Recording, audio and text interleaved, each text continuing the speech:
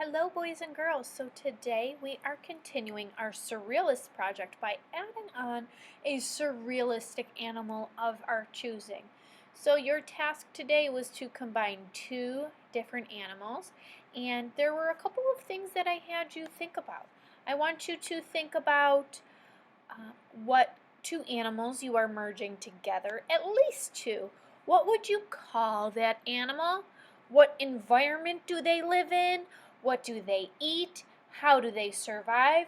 I want you to think about all of these things when considering what animals you're putting together. And remember, it's a surrealism project, so it can be as wacky and as crazy as you want it to be. It does not need to make any sense, so have fun with it. Just make sure that it is school appropriate. So I chose to do a zebra and a bird merged together.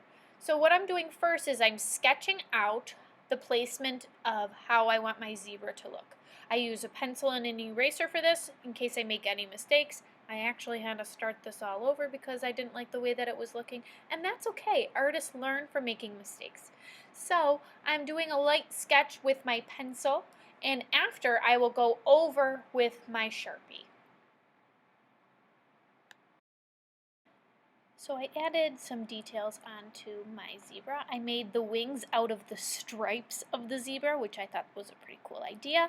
And I'm also adding a background to what environment my zebra bird might live in.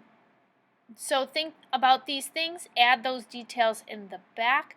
I'm adding all of the stripes. Make sure you use lots of details. So I am just doing my pencil drawing today and outlining with my Sharpie. I want you to take your time, practice good craftsmanship, color in nice and neat. If you have to outline anything and color in, I have to color in a lot because I am doing black zebra stripes, which I didn't have to do. That's kind of pretty realistic, but maybe I'll make my zebra a different color. But I thought it was a really cool idea to have the stripes turn into the feathers of the wing, so you can start to see that here.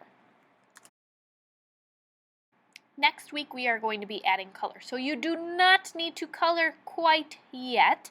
So we will save that for next week. We're just outlining, just filling in any black areas that we need to with a black crayon, colored pencil, marker, whatever you got is fine by me.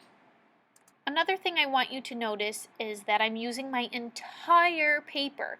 There is not a lot of room around the outside of my zebra that I did not fill in. So if my zebra is taking up most of my paper, the areas around my zebra, I added the environment or the background. I love to see you fill in as much as you can. It's just going to fill in your composition really nicely. So go ahead and get started, and I will see you next week.